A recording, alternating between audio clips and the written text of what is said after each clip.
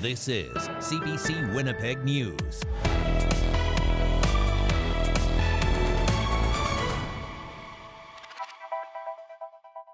For joining us. Almost 5 years after a 43-year-old South Sudanese man was shot dead by Winnipeg police, his family is still waiting for an inquest to find out what happened the morning he died. As the CBC's Ian Fraze shows us, they're desperate for answers. Black Lives Matter! Black Lives Matter! A rally 5 years ago after Matchwar Madut was shot and killed by Winnipeg police. Today, the anger persists. And to be in the dark for 5 years is hard for a kid to move on with life. Cool Yak Dang's ex-husband shot dead in February of 2019 after allegedly threatening officers with a hammer. Families say Madut, who's from South Sudan, was struggling with his mental health. I have no clue what went wrong, how the confrontation took place. I have no clue. The province ordered an inquest back in 2019, but still no hearing date is set. The government says it's still gathering medical records and determining who should speak at the inquest. Yak Dang told CBC's Information Radio their 3 kids need closure. Your own dad is been killed, and 5 years later you still don't have answer to it. So when is the life going to be better for you, for me?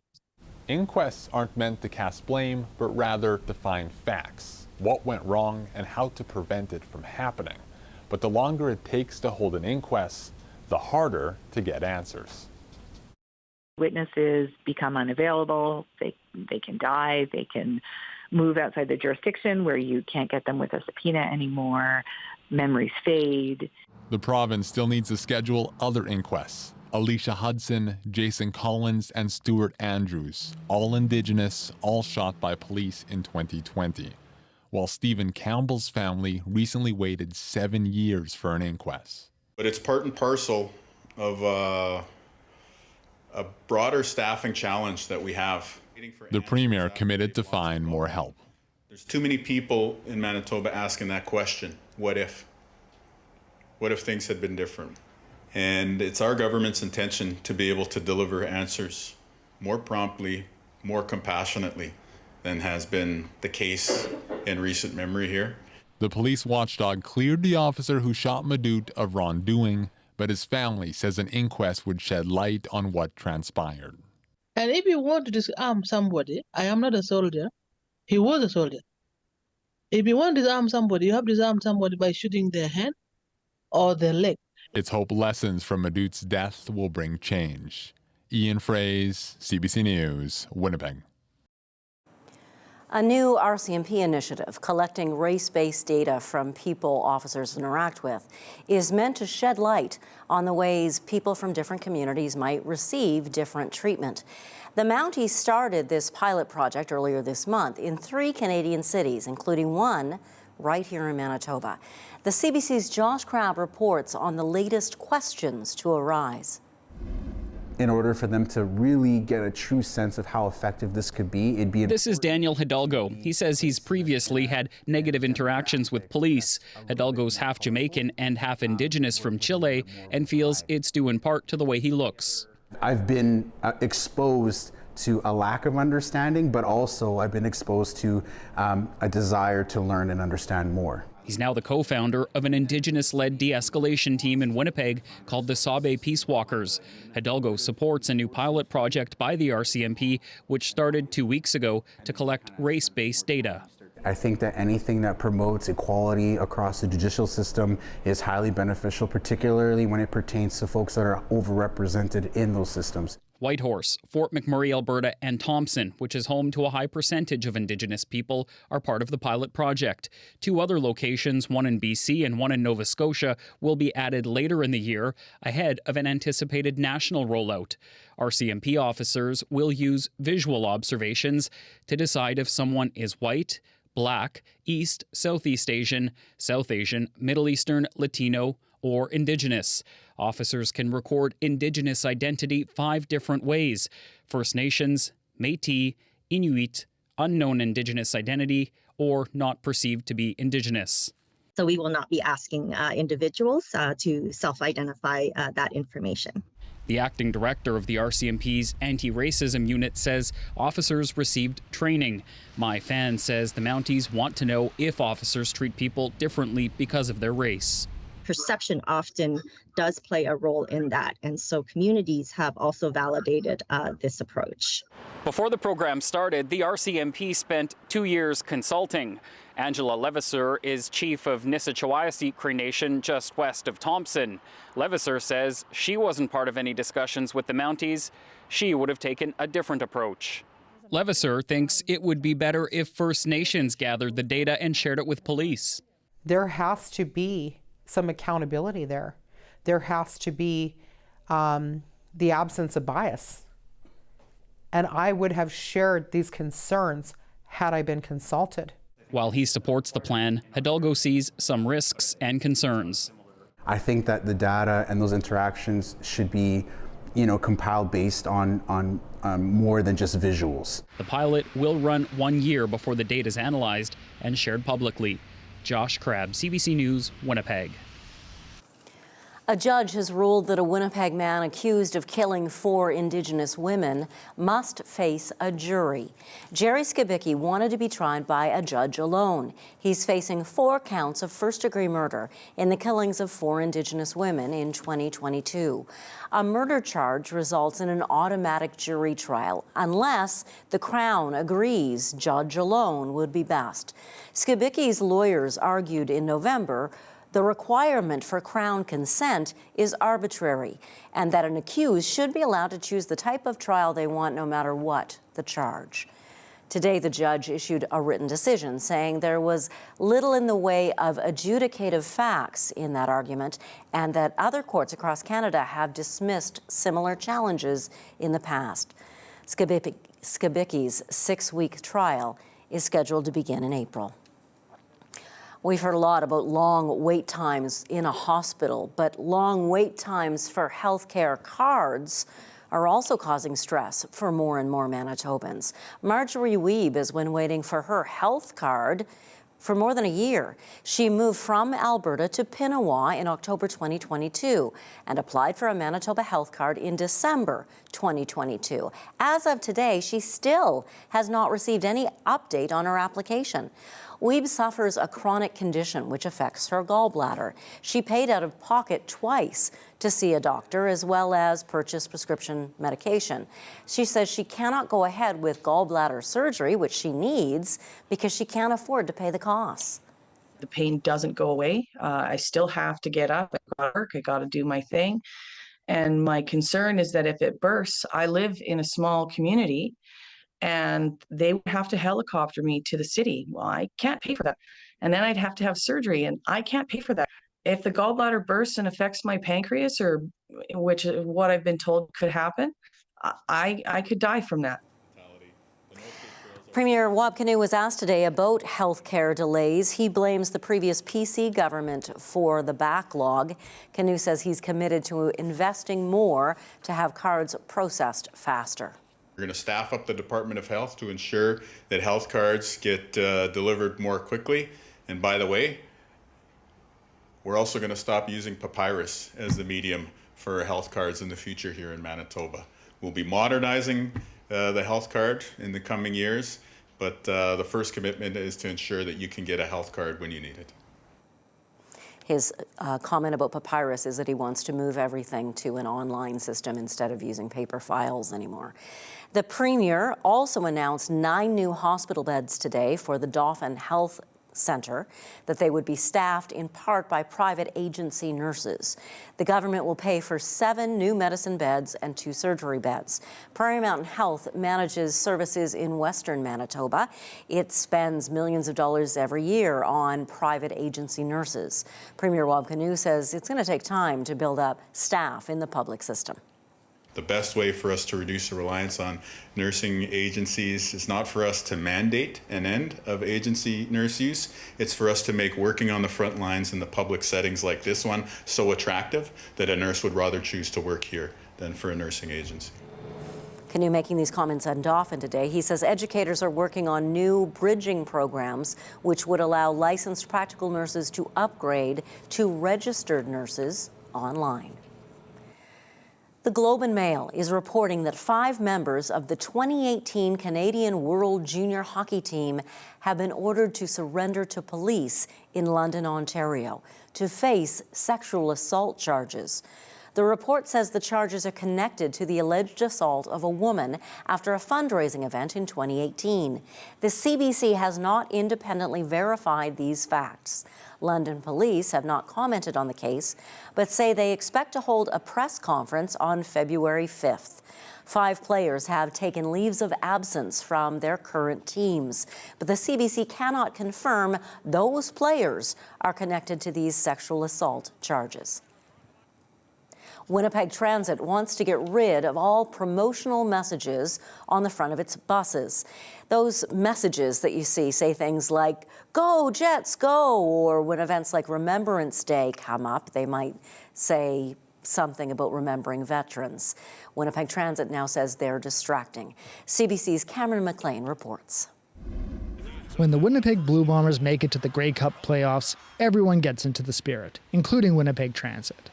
Signs on the front of buses have been used to display more than just route and destination info, including messages of support for local sports teams, recommended public health measures, and acknowledgements of significant events like Remembrance Day and the National Day for Truth and Reconciliation.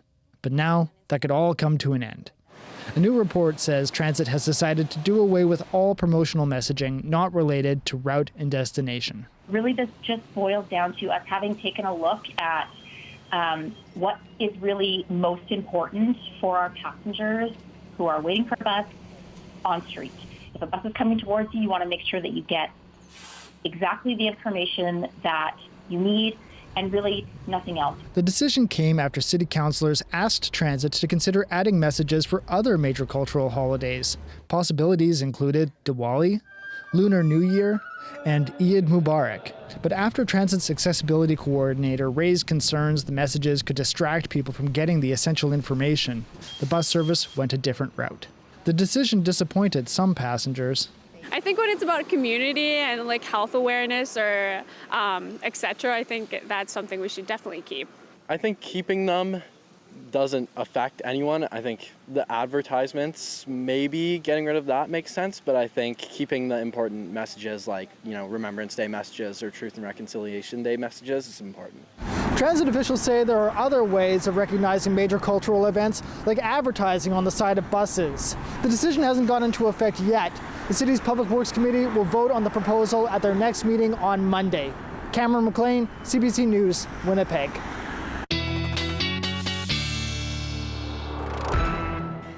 Cameron McLean outside today with no gloves on. Let's check on our weather forecast now with Ethan Williams.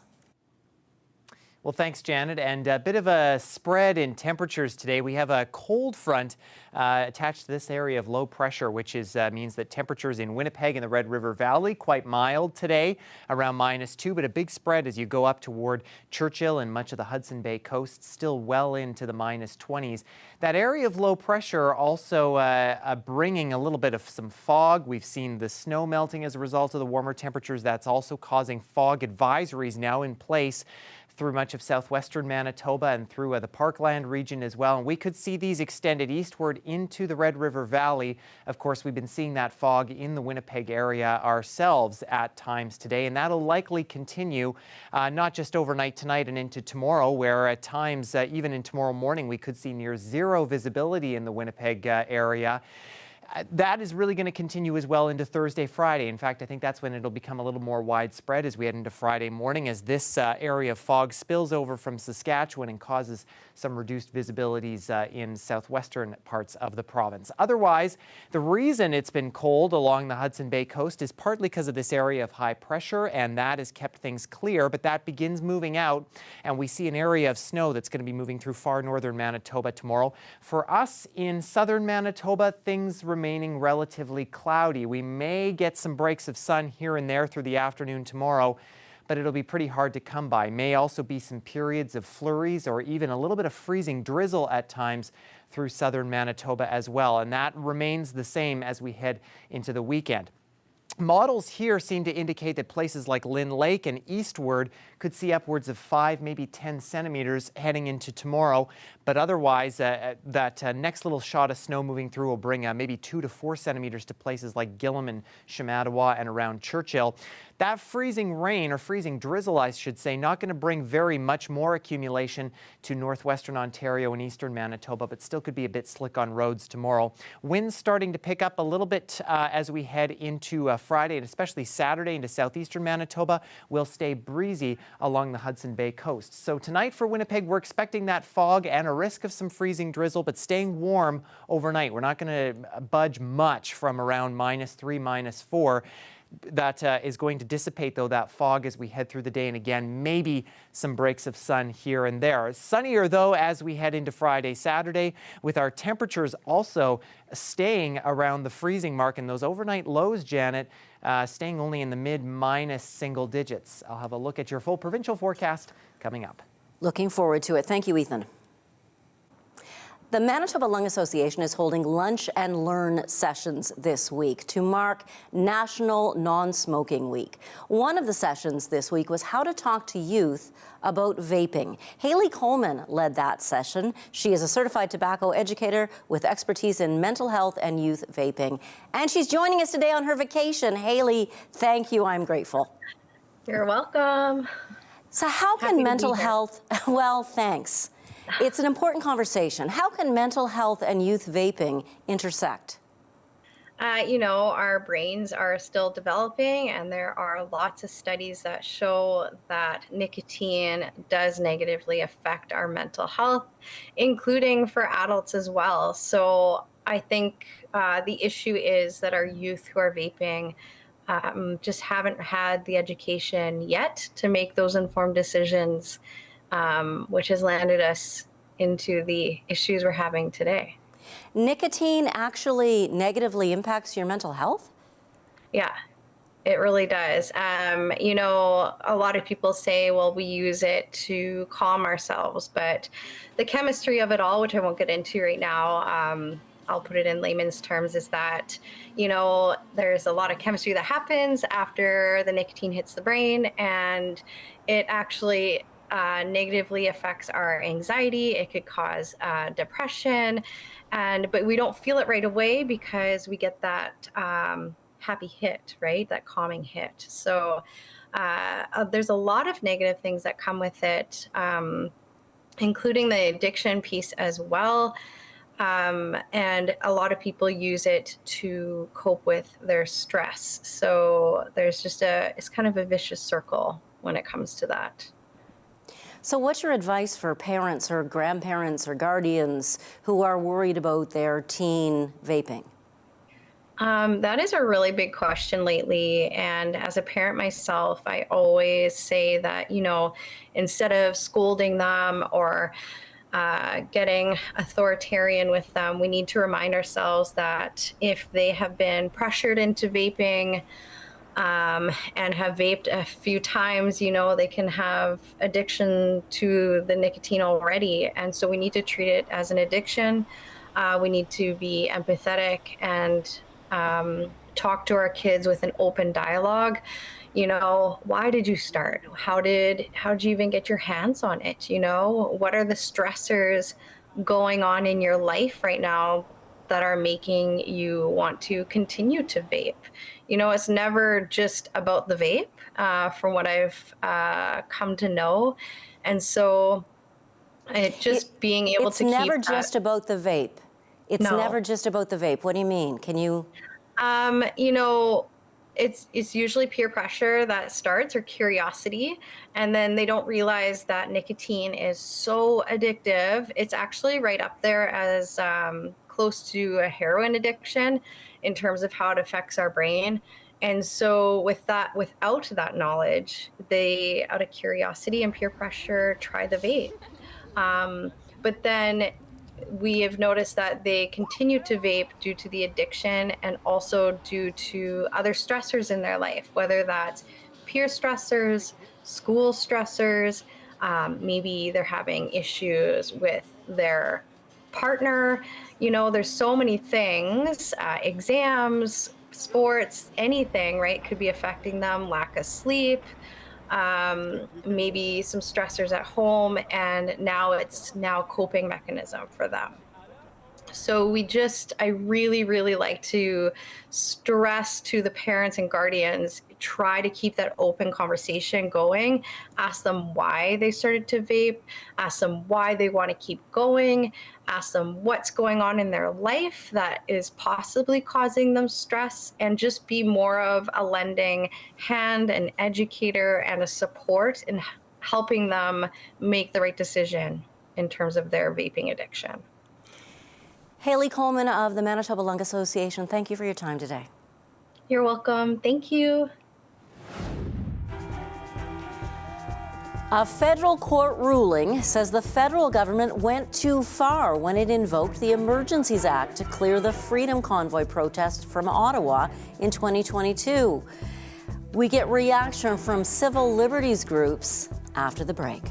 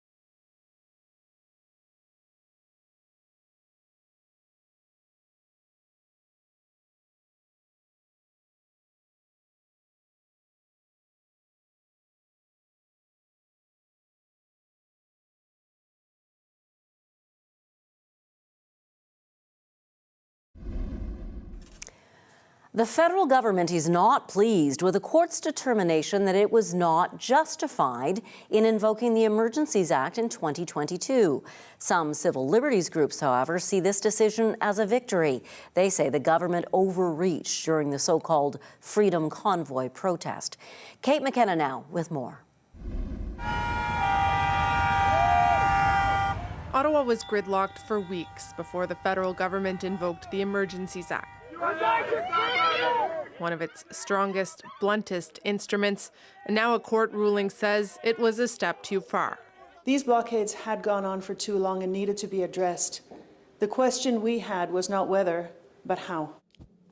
The federal court found Ottawa wasn't justified because there were other law enforcement tools not deployed by the province that could have cleared the protest. It also found it infringed on rights by freezing bank accounts, and the nationwide order to stop protesting violated the right to free expression.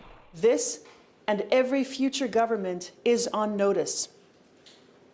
First, use of national emergency laws require extreme circumstances that meet the strict definition, the high bar that was set out in the law.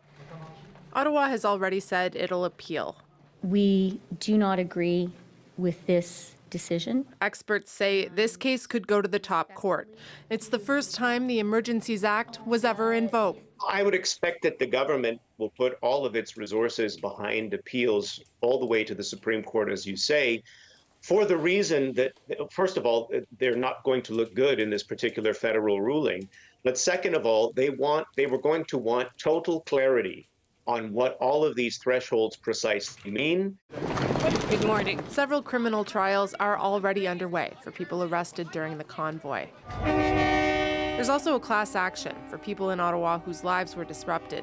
A lawyer in that case says yesterday's ruling won't have a big impact on those cases. There were some seriously illegal things going on in Ottawa that, that the trucks and the horns were unreasonable and were interfering with the lives of Ottawa residents and businesses and workers. And the court says that a number of times. The federal court ruling reached a different conclusion than last year's public commission, which found that invoking the act was justified. But unlike the public commission, this federal court ruling is legally binding.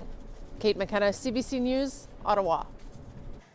The Bank of Canada is keeping its trend-setting interest rate at 5%. The bank says its policy is working in the fight against inflation. CBC's Nisha Patel has more. For the fourth time in a row, the Bank of Canada held its key interest rate steady at 5%. There's a clear sense that yes, inflation is coming down, but we remain concerned about the persistence of underlying inflation. Monetary policy is working, but we need to let it keep working. But for the first time, Governor Tiff Macklem signaled rate hikes are likely over, though he avoided giving a timeline for interest rate cuts. I worry that putting it on a calendar is, it's a false sense of precision. We're going to have to see how inflation evolves. Higher interest rates make it more expensive to borrow money, and they are having an impact. Consumer spending has slipped, the job market has slowed, the economy has stalled. While the path has been a bit bumpy, overall inflation has cooled from a peak of 8.1% to 3.4% over the past year and a half. We haven't been pushed into a recession. I mean, we've seen unemployment rate, ticking up certainly since the spring. But we haven't seen the kind of job losses we normally see when you have this big, giant tightening cycle. Still, risks like shipping disruptions in the Red Sea threaten to throw the fight against inflation off track. Experts say the Bank of Canada is in a tricky spot. If you start lowering too soon and inflation starts to pick back up, then again, you run this risk of inflation getting out of hand and then destabilizing those expectations. So there won't be any interest rate relief for many Canadian households just yet. Most market watchers think the central bank will start cutting rates by July. Nisha Patel, CBC News, Toronto. The head of Boeing has been meeting with U.S. senators in Washington, D.C. today. This comes after a cabin panel in one of its planes blew out mid-flight earlier this month. That was a 737 MAX 9 jet. We fly safe planes. We don't put airplanes in the air that we don't have 100% confidence in. I'm here today in the spirit of transparency. Boeing CEO David Calhoun's been briefing U.S. senators in a series of meetings, answering questions. The Alaska Airlines flight carrying 177 people was forced to make an emergency landing in Portland, Oregon. A cabin panel on the plane detached shortly after takeoff. It left a gaping hole in the side of the plane. Amazingly, the two seats right beside the hole were empty. No one was killed or seriously injured. The FAA ordered all Boeing 737 MAX 9 planes grounded and launched an investigation. Another round of inspections will be required before those jets are put back into service. The coroner in the Northwest Territories confirms 6 people were killed in a plane crash near Fort Smith yesterday. The coroner's service says 4 passengers and 2 crew members died. 1 survivor is now in hospital in Yellowknife. The cause of the crash is under investigation. The British aerospace Jetstream aircraft was being operated by Northwestern Air Lease. It crashed about 500 meters from the end of the runway at Fort Smith Regional Airport. It had been carrying workers to the Diavik Diamond Mine, which is about 1,000 kilometers north of Fort Smith. A military plane has crashed, leaving 74 people dead in Russia, according to local officials. Among the victims, 65 Ukrainian prisoners of war. The Russian-built cargo plane went down in Belgorod region near the Ukraine border. The POWs were being transported for a prisoner exchange. The cause of the crash hasn't been determined, but the Russian Defense Ministry is accusing Ukraine of shooting it down. It's a new era for Canadian Paralympians. Canada's para-athletes will be financially rewarded for medals they win at the Paralympic Games in Paris this summer. It means they're eligible for the same amount of money as Olympic athletes. Olivia Stefanovic has details. No matter how many medals Tyler McGregor won, the reward was never equal to his Olympic counterparts. Now that's changing. You're not making a whole lot of money doing this. And so I think for any Paralympian, it allows you to focus on what you can do right now to be your best.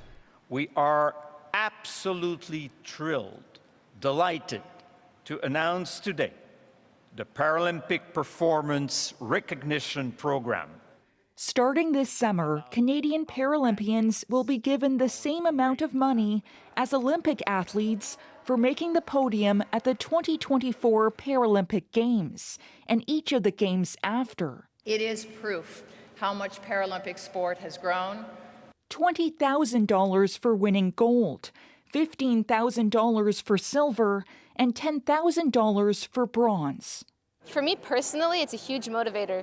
Paralympic silver medalist Priscilla Gagné says the money helps, but this is about being treated fairly.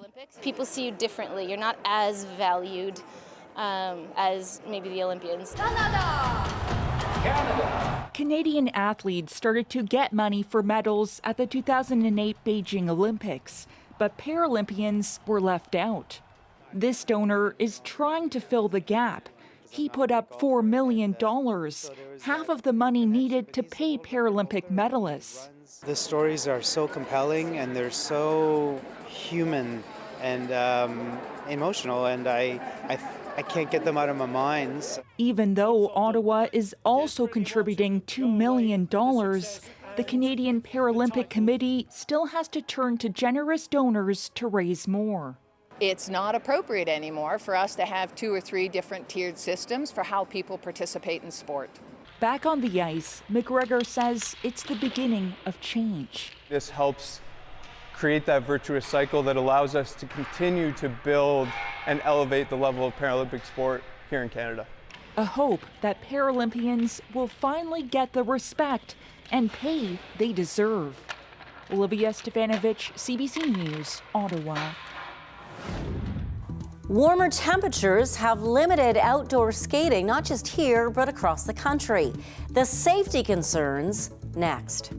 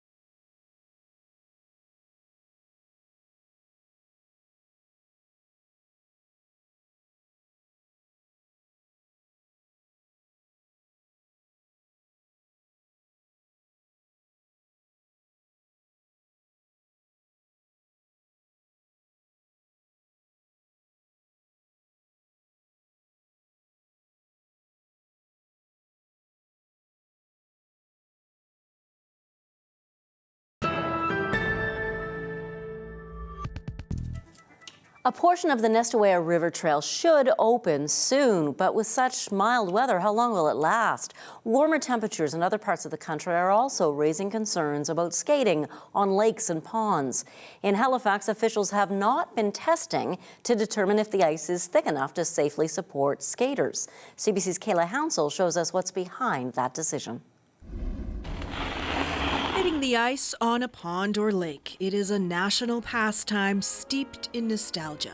But now the tradition itself might be on thin ice. Now we rarely get an extended period on the lake. It's later than it used to be, and the duration of the time where it's safe to skate is shorter. So Halifax has decided to stop testing the ice thickness to see whether it's safe for skating. Chocolate Lake used to be packed with skaters.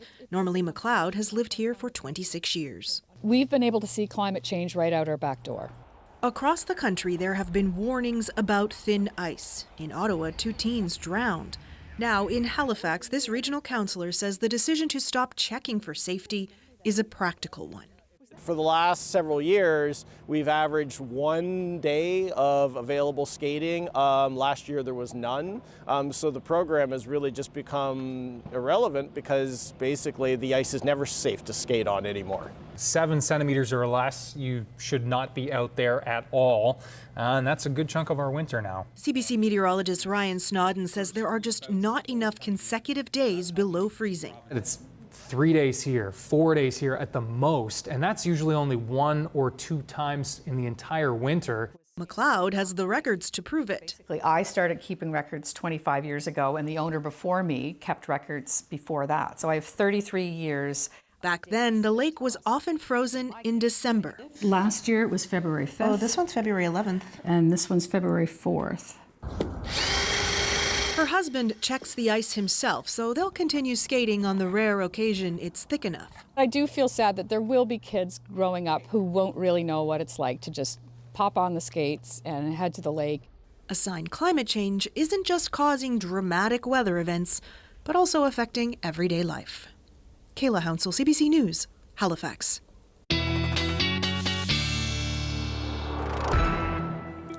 Let's check in with Ethan Williams again with a look at our Manitoba forecast, and it is a bit foggy out there. Thanks, Janet. Yeah, the reason that we are seeing this fog kind of lingering a little bit is because there's not really much happening in the upper levels of the atmosphere. You see the jet stream kind of off to our south here in sort of a straight line, and so not much really happening on that level of the atmosphere. But what's going to start happening here as we get into the weekend and beginning of next week is a bit of a ridge developing, and that means we're going to see substantially warmer weather, especially into the next work week. We'll get to that a little bit later in your 7-day forecast, but in the meantime, overnight tonight, our temperatures quite mild for this time of year in northwestern Ontario, where it's not necessarily going to be accumulation in terms of snow, but we may even still see a little bit of freezing drizzle. Again, roads may be a bit slick heading into tomorrow morning, so just a heads up on that front. For much of southeastern Manitoba and for the Red River Valley, there is a chance that we could see some freezing drizzle, but less so than in northwestern Ontario. It's the fog that'll mainly be a concern for us, with lows around -5. Little bit of some clearing possible tonight in through the Parklands and Westman, but for the most part, I think we're going to stay cloudy with, again, patches of fog here and there. The snow, as I mentioned earlier, is going to be the concern for especially far northern Manitoba tonight, where we could see a few centimeters in the Lynn Lake area. Otherwise, we're just looking at a chance of some flurries or light snow. Chilly still, though, as you head up toward the Churchill area, where we're still seeing wind chills into the -40s there. Tomorrow, a vast improvement in temperature there, quite warm for this time of year for northern Manitoba, as we continue to still see flurries, or even warm enough to see a little bit of freezing drizzle there as well. The models have kind of been overestimating how much sunshine we're seeing these last couple of days, so I think we're mostly looking at the most, a mix of sun and cloud for areas of the Parklands and western Manitoba. But again, I think for Brandon and for Portage, we're looking at more cloud than sun, especially tomorrow. And that'll be the case as well for Winnipeg and the Red River Valley, and maybe even still some flurries up around the Inner Lake.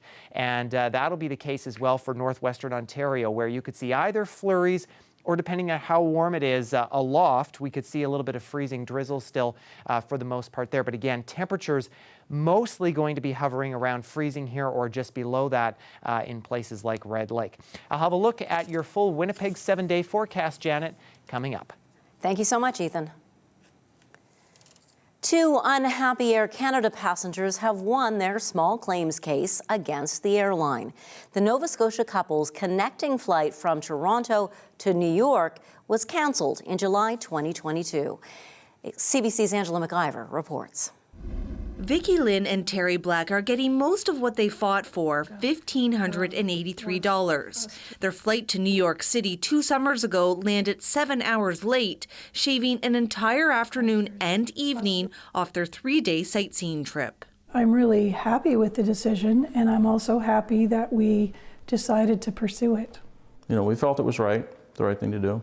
When delays are within the control of an airline and not related to a safety issue, passengers are entitled to $700 for a 6 to 9 hour delay. Air Canada instead offered the Black couple a $300 e-coupon. They declined. The air passenger rights regulations clearly state that we're entitled to cash, that we're entitled to $700, and that there's no expiration. So the e-coupons had an expiration on them. All this spoke to us that they were just not willing to comply with the regulations. The airline blamed the delay on crew constraints due to the COVID-19 pandemic, but Nova Scotia's small claims court adjudicator decided that 2 years into the pandemic, crew staffing was within the airline's control, and noted the airline didn't present any evidence to support its case. The adjudicator also ruled against Air Canada's attempts to stay the proceeding while other cases play out across the country. The Blacks say the process with Air Canada was intimidating, but that only pushed them forward. It just felt like, really, for $1,400, they already spent that on lawyers in the first couple of hours of legal service. So that annoyed me. Air passenger rights advocate Gabor Lukács applauded the Blacks for not agreeing to a settlement or non-disclosure agreement. This is money which is owed to the passenger under the law, and airlines should not be allowed to cover up their wrongdoing with just paying off some victims. In an email to CBC, Air Canada says it's reviewing the decision. Angela McIver, CBC News, Halifax. So if you buy a hot dog at Princess Auto Stadium, then decide you don't need it, can you take it back? That's just one of many jokes that have popped to mind since the Winnipeg retailer announced it will soon take over naming rights to IG Field. What makes this local business special besides its flexible return policy? We find out after the break.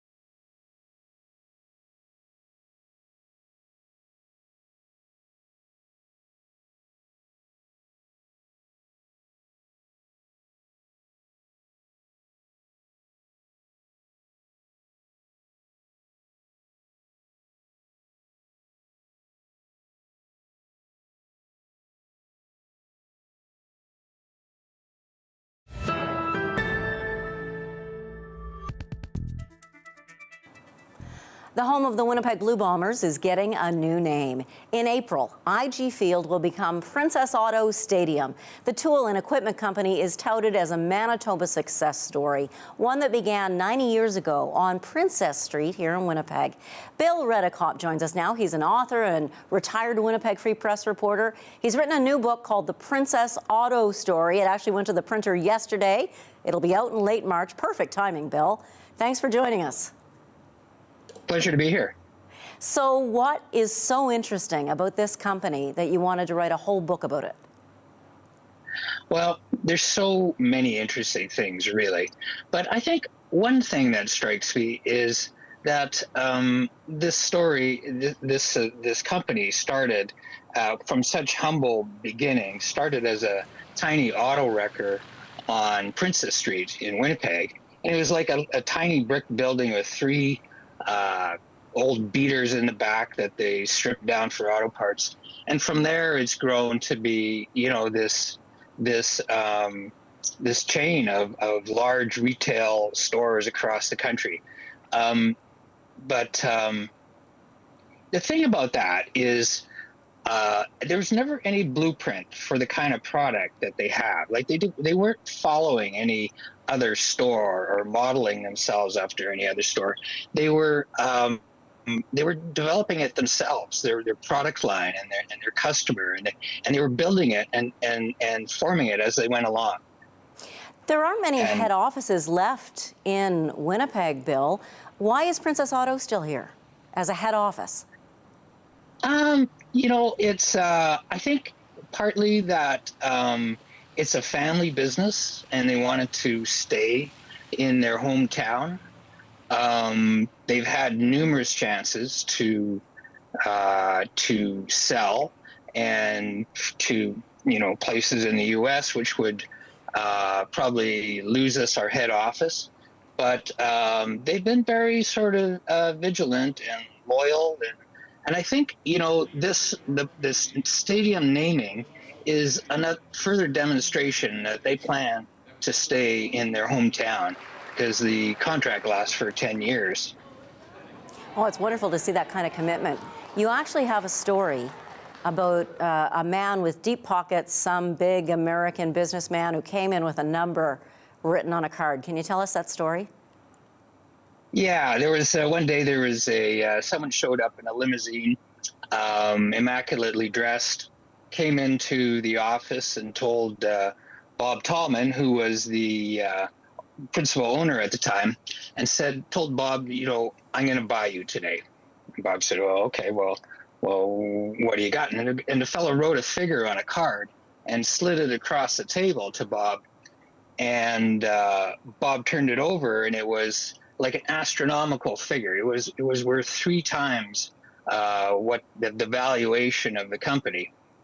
And Bob shoved it back and said, no thanks. And the guy cussed him out and left. And that was, I think at that point, Bob said he realized he had to start talking to his sons about taking over the company. His sons, Matt and Mark, who are the owners now, in fact, the 3rd generation of Tallmans to own the company.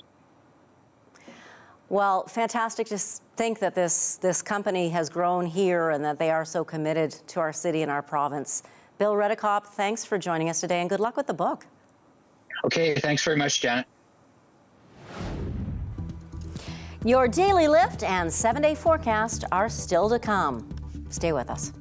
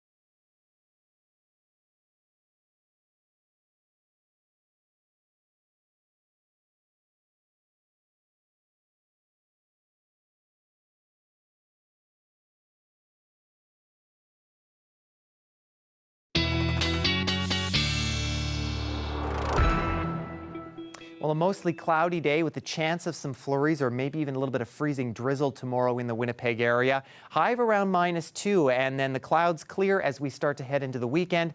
And those temperatures going to warm up as well, even getting above freezing with more sunshine as we head into the start of next week. Keep in mind those overnight lows, very much above seasonal for this time of year, as we see those hovering around freezing some days next week, Janet. Ethan Williams, thank you so much. A New Brunswick couple on vacation in the Florida Keys reeled in more than they bargained for during a fishing trip last week. Ida and Phil Short were fishing from a boat when they discovered a 200-pound sea turtle entangled in fishing gear. Their story is your Daily Lift.